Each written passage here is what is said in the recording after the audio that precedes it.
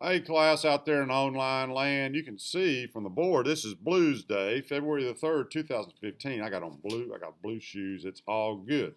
I dress a different color every day. Well, this is Blues Day Tuesday. We're going to talk about those wonderful entries you had on the discussion board. I must say they were rather interesting. We talked about riding the bus to the Super Bowl, the speed of light, somebody's AK-47 rounds and how fast they were going, and all that other good stuff.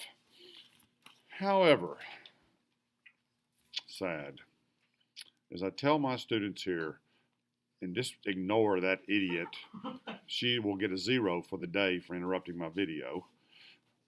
I won't tell you her name, but her initials are Cassie Harmon.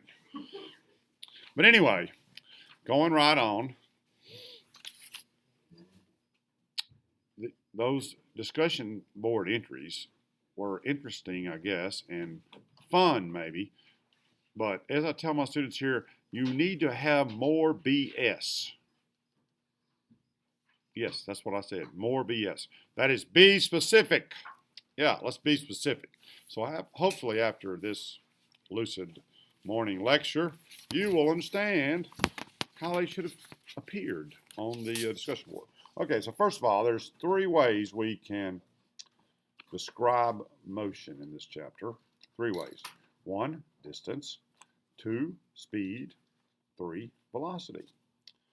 Now I have this nice little chart I prepared for you. It's very high tech. So you see that those 3 quantities I just mentioned we call scalars. Scalars because they only have 1 dimension, 1 scale. Distance, speed, acceleration. The symbol for distance, of course, is d, and it's measured in meters. An example of a scalar distance measurement would be 10.0 meters, or 5 meters, or 5,000 meters, or 2.0 times 10 to the 36 meters, and so on. Speed has a symbol V, not S. That's confusing sometimes to students, but most of the time we use V for speed. And the units are meters per second. And an example, of course, would be 25 meters per second, which is about 60 miles per hour.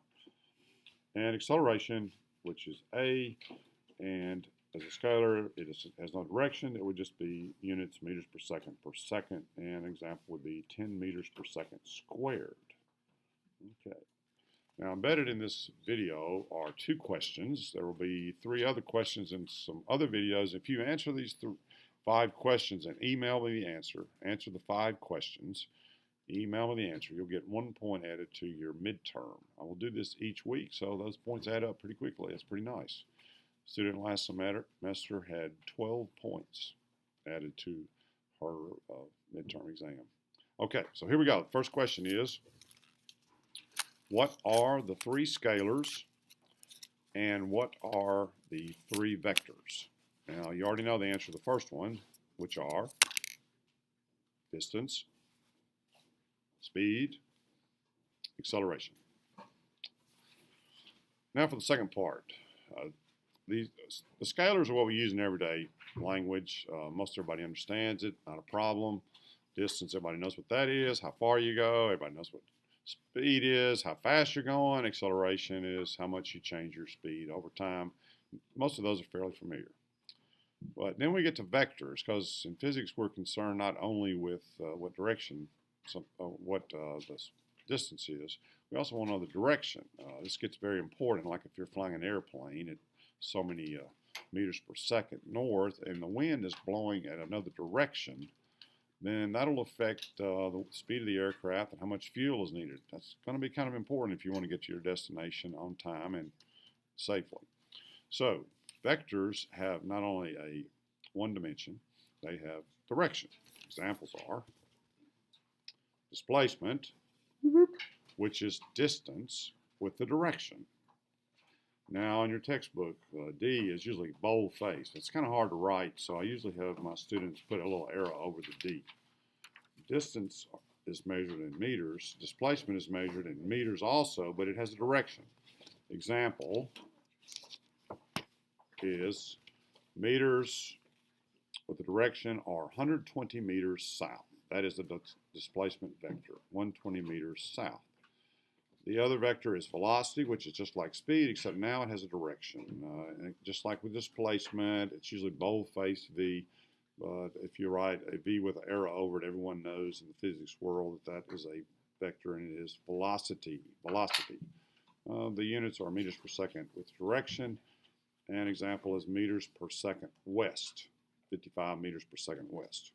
And then finally, acceleration can also be a vector, but the only difference is now it has a direction. So it has, again, bold-face A. Get my finger out of the way. If you want to do a screenshot of this, you can save it later for your notes. A with the vector arrow over it is acceleration. Its units are meters per second or meters per second squared with a direction. And an example is negative 9.8 meters per second squared. Of course, you'll recognize that negative 9.8 meters per second squared as acceleration due to gravity. Cool. All right, there you have it. Now you know the vectors. Now you know the second part of the first question. They are displacement, velocity, acceleration. Now let me give you 3 examples. Oh, we're saying goodbye to Kim. Good luck. Thank you. Going to the state championship for girls soccer down in, or up in Tupelo. All right, now back to where I was. 3 examples. Let's say we're back in the good old days when I was in a lot better shape. I used to do 8 quarters for my workout. And it wasn't that fast or anything, but I can do one now like this. I did 8 quarters. Ran 1 quarter, 80 seconds, boom, took a 2-minute break, did another one, 80 seconds, did another one, 80 seconds, another one. You get the idea. All right, so my question is, after those 8 quarters, what was my distance traveled? Well, that's a pretty easy answer. Let's say 8 times 400 meters gives you 3,200 meters. So my distance was 3,200 meters. Then if I were to ask you what my average speed was, then you would have to say 3,200 meters. They're turning in their quiz now while I'm doing this video. Of course, they paid no attention to me, not to interrupt me, but that's all right. And we move right along. That was, I'll give you her initials too. Shelby Cole. Okay. So if you want to know the distance, speed of that track example, went 3,200 meters and it took 80 seconds. So 8 times 80 seconds is 640.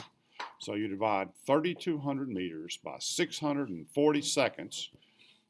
Hey, Zach, divide that for me, please. 3,200 by 640. Did you see that? 5. So my average speed was 5 meters per second. Not a hard concept. We got that.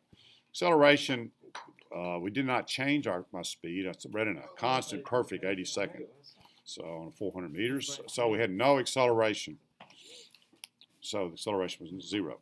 Now the interesting part comes in. What was my displacement in that workout when I did 8 quarters? What was my displacement? And if you were getting ready to tell me 0, you're absolutely correct. Because I started at the starting line, I finished at the finish line, so I was not displaced from the starting point any distance at all. So my displacement for that whole workout was 0 meters. Now then if I ask you what was my velocity, you might study on that a moment. You might think about dividing that 3,200 meters by the 640 seconds and slapping a direction on it, but you would be incorrect because the formula for velocity is displacement over time, or change in distance over time. So the change in distance was 0. So your velocity, my velocity, was also 0. And again, the acceleration was 0 too. Okay, that's the first example. Now let's example number 2. About 10 years ago, I took this long, wonderful motorcycle trip. It took me 17 days. Left at that time Cleveland, Mississippi, and I went all the way to Montreal, Canada and back. Approximately 5,000 miles. It took me 17 days. So if I were to ask you what was the distance traveled on that trip, you would, of course, say 5,000 meters. And if I were to ask you what was my average speed, you would divide that 5,000 meters by 17 days and come up with a number. Or you might change the 17 days to seconds or hours and make it a little easier, and you have miles per hour average. But if I ask you what was my displacement on that 17-day trip, what would you say? No other answer but 0. Because I started, the motorcycle was parked in my back porch, and when I drove home after those 17 days, and my wife was pretty glad to see me after 17 days on the road, and she wasn't too happy either. But anyway, I parked that motorcycle at the same spot. Displacement 0, so velocity was also 0, because displacement was 0 divided by any time is still 0. Acceleration was 0 because I maintain a fairly constant speed. There you go. Finally, sample number 3. I was going to a workshop in Goodman, Mississippi, up there, at Holmes Community College, where we all attend. So I left Jackson. I drove 90 miles to Winona. And I went to Winona because I wanted to have breakfast at the Waffle House. Whoop, whoop. Drove 90 miles north on I-55. Well, after my breakfast, I decided to go to our meeting in Goodman. So I went 45 miles south to Goodman. Went to the meeting, and I decided I would just spend the night there at the dorm. Yeah, I did, because I didn't want to drive back, so it's all good. It was late. So my question to you is, what was my distance traveled? Ding, ding, ding, ding. Did add up. 90 miles plus 45 miles, 135 miles. Not bad. What was my speed? Well, you would divide that 135 miles by whatever time it took me. Not hard. But the question is, what was my displacement when I spent the night there in Goodman? And I hope you would be quick to say 90 miles north plus 45 miles south is 45 miles north. The difference between those is 45 miles north. I was 45 miles north from where I started. So my displacement was 45 miles north. And if I wanted to know what my velocity was, I would say 45 miles north divided by how much time it took me to travel. Hope this has been helpful to you.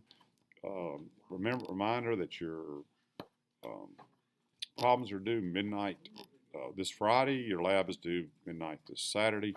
And look forward to 2 more videos coming up. Have a great day.